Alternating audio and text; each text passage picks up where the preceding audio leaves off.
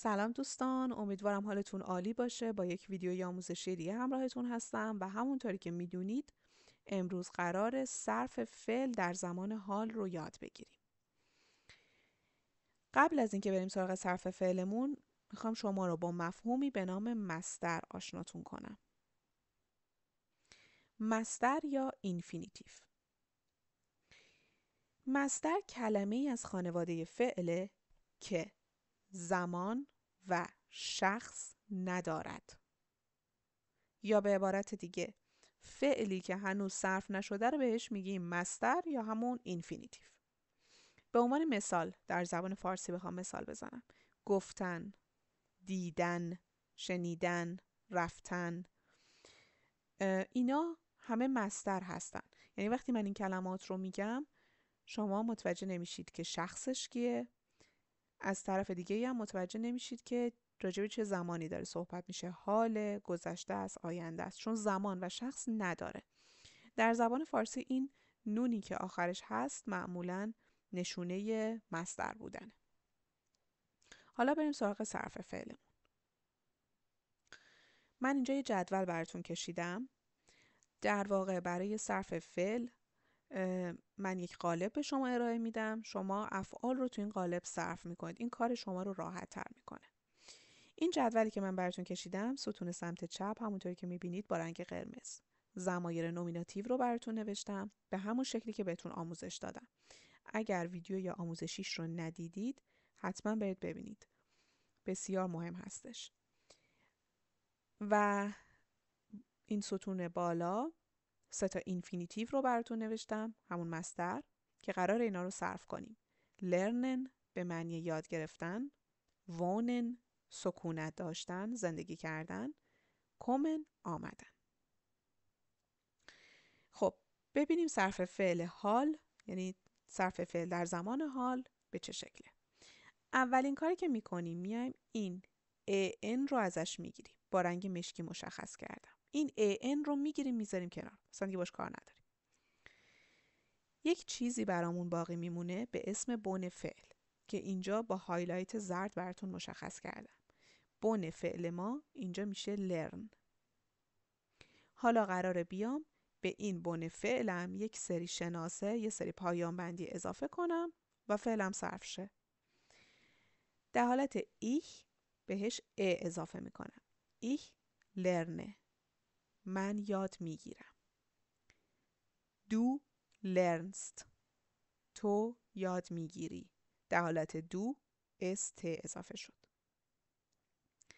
ارزی اس، او. حالا این او میتونه دختر یا پسر باشه، فرقی نمیکنه. ارزی اس، هر 3 تا او. لرنت، ت بهش اضافه شد. او یاد میگیرد. ویا لرنن، ما یاد میگیریم. در حالت ویا همون اینی که ازش گرفته بودیم و دوباره بهش برمیگردونیم. ویا لرنن، ما یاد میگیریم. ایا لرنت، شماها یاد میگیرید. زی لرنن، حالا این زی میتونه آنها یا شمای محترمانه باشه. این شد صرف فعل ما. دومیش هست وونن، زندگی کردن یا سکونت داشتن. گفتیم اولین قدم اینه که ان رو ازش جدا کنیم. اون چیزی که برامون باقی میمونه بن فعلمون میشه وون. حالا در حالت ایش بهش ا اضافه میکنیم.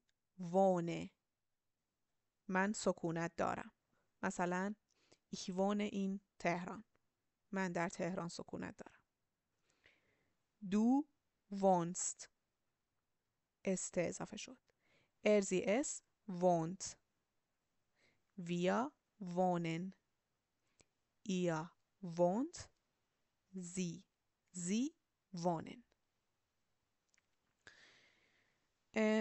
توجه شما رو میخوام جلب کنم به این نکته.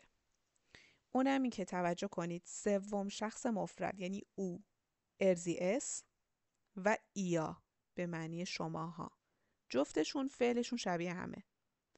ت به بن فعلمون اضافه میشه. ببینید ارزی اس learned، ایا learned. ارزی اس wohnt، ایا wohnt. پس این دوتا شبیه همن. از طرفی ویا و 2 تا زی آخرمونم ان بهشون اضافه میشه. lernen lernen wir wohnen sie wohnen. پس افعال این دوتا هم شبیه هم میشن. میخوام یه نکته تلفظی هم بهتون یادآوری کنم که توی ویدیوی اول یا دوم حروف الفبا بهتون گفته بودم. گفتیم ها وقتی حروف صدادار داریم قبلش ها رو تلفظ نمی کنیم. اون حرف صدادار رو یه خورده میکشیم. برای همین وانن تلفظش به این شکل.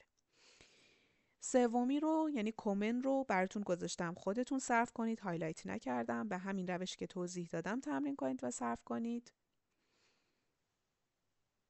و اینجا 3 تا جمله ساده براتون مثال زدم چون به زودی قراره با هم جمله سازی در زبان آلمانی رو شروع کنیم. Wir lernen Deutsch. ما آلمانی یاد میگیریم. Sie kommt heute. او امروز میاد. Er wohnt in Berlin. او در برلین زندگی میکند. این ضمایر نومیناتیو که قبلا یاد گرفتید، صرف فعل رو هم که امروز یاد گرفتید. برای تمرین بیشتر براتون چند تا فعل رو آوردم که به همین شکلی که امروز بهتون آموزش دادم صرف میشن. میتونید از این جدول برای تمرین بیشتر استفاده کنید. امیدوارم ویدیوی امروز براتون مفید بوده باشه و تا ویدیوهای بعدی خدا نگهدار.